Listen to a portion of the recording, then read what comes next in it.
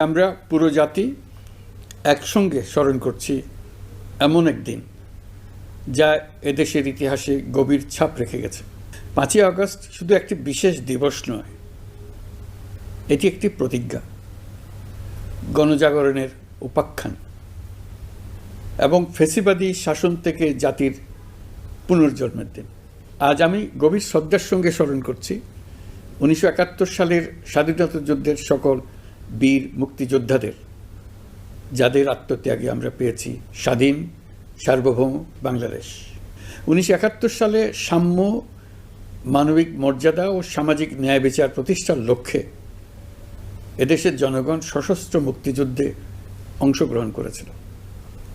লাখো প্রাণীর বিনিময়ে একটি স্বাধীন রাষ্ট্র প্রতিষ্ঠা হয়েছিল। কিন্তু স্বাধীনতার অর্ধ শতাব্দী পরেও এদেশের মানুষ সুবিচার ও গণতন্ত্র থেকে বঞ্চিত।